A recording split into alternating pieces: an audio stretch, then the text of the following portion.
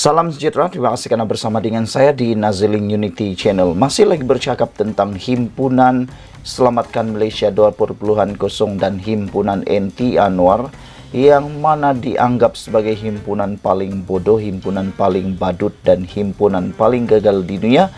Kerana yang hadir 50 orang saja, dan lebih daripada itu, himpunan itu sebenarnya tidak membawakan hasrat Malaysia yang sebenar.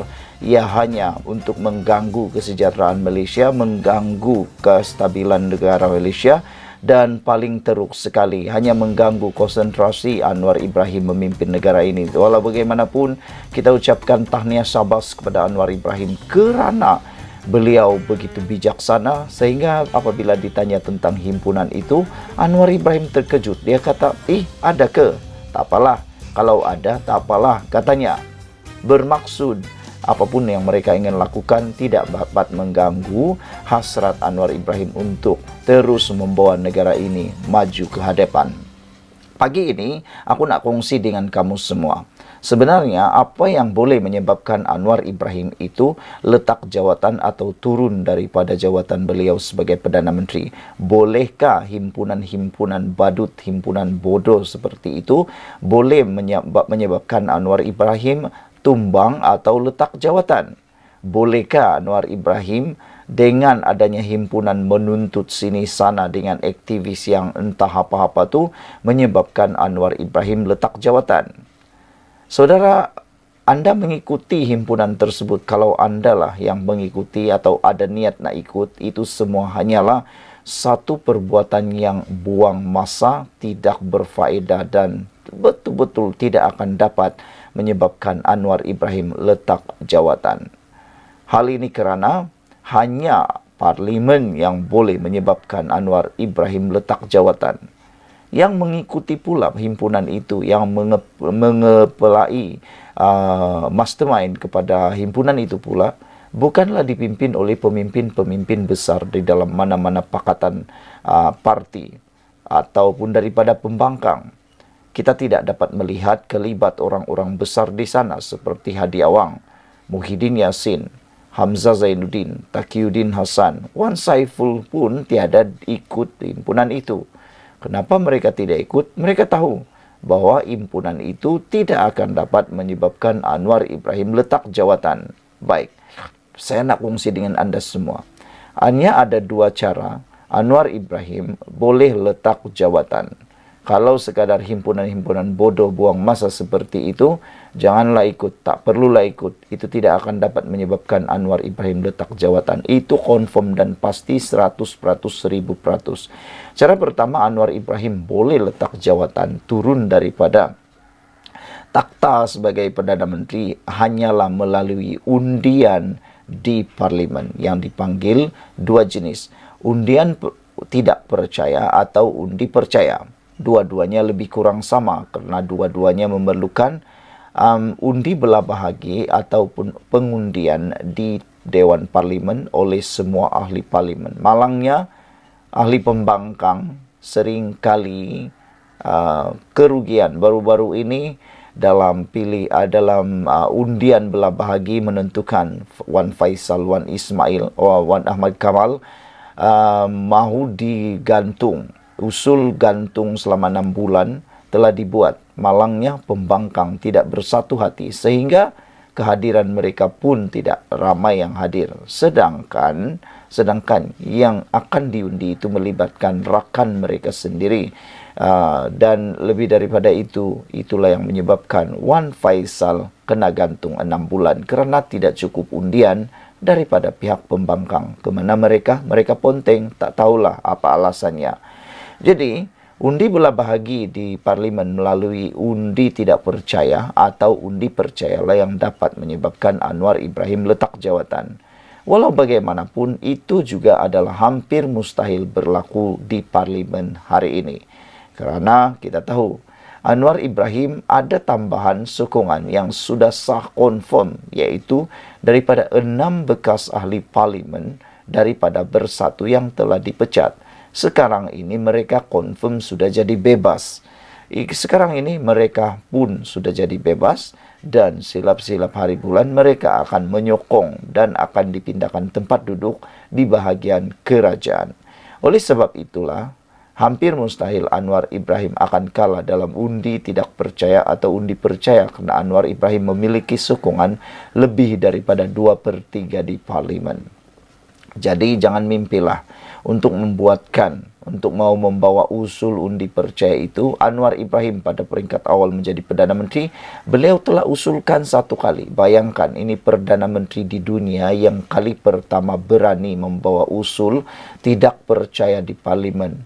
Dia yang bawa sendiri untuk mau melihat sejauh mana berapa banyak sokongan yang beliau peroleh. Tahu apa? Yang jadi akhirnya hampir 1 dewan menyokong Anwar Ibrahim. Bikin malu sajalah kan. Lebih baik jangan bawa usul seperti itu. Kali kedua Anwar Ibrahim kata dia cabar lagi. Pembangkang sendiri yang membawa usul. Akhirnya apa jadi? Memalukan. Tiada yang mengundi. Tiada yang mengundi untuk, ada juga mengundi tapi tidak cukup undian. Kali ini, kalau nak buat lagi usul undi tidak percaya, betul-betul tak payahlah. Tak payahlah memalukan diri sendiri, nanti kena ludah di muka sendiri. Kena kalau dibawa juga memang confirm tak akan menang punyalah. Dan cara yang kedua yang boleh menyebabkan Anwar Ibrahim itu letak jawatan ialah melalui akuan bersumpah SD kepada yang di Pertuan Agong. Akuan bersumpah yang digunakan SD itu juga tidak boleh pakai lagi sekarang, sebab sudah ada akta anti lompat parti. SD sudah tidak dilayan. Kalaupun masih dilayan atau SD masih lagi boleh digunakan sebagai alat untuk mau menjatuhkan Anwar Ibrahim, minta ampun, minta maaf. Yang di Pertuan Agong, Ketua Duli Yang Maha Mulia yang di Pertuan Agong kita yang ada sekarang ini, Baginda telah memberikan amaran awal-awal dulu. Kalau masih ingat, Baginda kata, cukup berpolitik sekali dalam 5 tahun. Kalau nak berpolitik, tunggulah pilihan raya, kata titah Baginda. Dan titah Baginda juga mengatakan bahwa Baginda lebih mengutamakan 33 juta rakyat Malaysia berbanding 222 ragam ahli parlimen. Baginda telah memberikan amaran tidak akan ada lagi episod jatuh menjatuhkan. Bermaksud, kalaupun ada SD, Baginda, Sri Paduka Baginda yang di Pertuan Agong, saya yakin Baginda tidak akan melayan perkara-perkara seperti itu. Jadi, akhirnya nanti apa? Tak ada harapan lah nak menjatuhkan Anwar Ibrahim. Sia-sia saja. Sekian dulu untuk kali ini. Jangan lupa tinggalkan komen Anda. Ada penganalisis politik bebas mengatakan, himpunan itu adalah himpunan yang paling bodoh sekali di dunia. Dia kata himpunan itu paling bodoh sekali karena menurutnya, walaupun mereka berhimpun 20 juta kali, walaupun mereka berhimpun tiap-tiap hari, mereka tidak akan mampu dapat apa-apa. Dengan kata lain, useless. Kerana himpunan yang boleh menyebabkan Anwar Ibrahim tumbang atau letak jawatan atau mengundurkan diri hanya satu. Himpunan di parlimen. Anwar Ibrahim hanya boleh letak jawatan melalui ahli-ahli parlimen, melalui sokongan undi tidak percaya ataupun sokongan undi percaya. Jadi siapapun yang berhimpun lepas ni tak payahlah anda ikut. Dorang bohong saja tu. Mana mungkin Anwar Ibrahim boleh letak jawatan dengan hanya 50 orang, 20 orang, 100 orang, 1000 orang, 50.000 orang. Tidak mungkin. Lihat, yang membuatkan letak jawatan kita sudah ada duluan. Pikir betul-betul sebelum anda ikut himpunan-himpunan bodoh seperti itu. Pikir dulu. Pertama, contoh yang paling mudah. Muhyiddin Yassin yang pernah letak jawatan sebagai Perdana Menteri di Malaysia hanya 2 orang. Pertama, Mahathir Mohamad. Yang kedua, Muhyiddin Yassin. Tun Mahathir letak jawatan kerana hilang kepercayaan, kerana hilang sokongan ahli parlimen. Silapnya Tun Mahathir ialah beliau serta-merta letak jawatan. Beliau tidak menuntut undi belah bahagi, undi sokongan, undi percaya di parlimen. Apa yang Tun Mahathir buat? Dia terus letak jawatan. Dan paling menyakitkan hati ialah beliau tidak memberitahu tindakan itu, berbincang dulu dengan Pakatan Harapan kerajaan pada waktu itu. Dia terus letak jawatan. Itu sebabnya dia letak jawatan, bukan tuntutan himpunan-himpunan. Saya ulang sekali lagi, Tun Mahathir letak jawatan bukan karena tuntutan himpunan, tetapi kerana beliau yakin dia sudah tidak ada sokongan lagi daripada ahli parlimen. Itu baru boleh tumbang, bukan karena himpunan bodoh. Yang kedua, Tan Sri Muhyiddin Yassin, orang kedua dalam sejarah Malaysia, Perdana Menteri yang letak jawatan. Apa yang menyebabkan beliau letak jawatan? Kerana beliau sudah kehilangan sokongan daripada rakan-rakan geng Langkah Sheraton beliau. Dia tahu dia sudah hilang sokongan apabila semua ahli parlimen Barisan Nasional menyatakan menyatakan bahawa mereka tidak lagi menyokong Muhyiddin Yassin. Jadi apa yang Muhyiddin buat? Dia letak jawatan lah. Yang ini aku nak beritahu kepada anda semua. Tuntutan supaya Anwar Ibrahim letak jawatan melalui himpunan-himpunan macam itu adalah himpunan yang tiada guna sama sekali.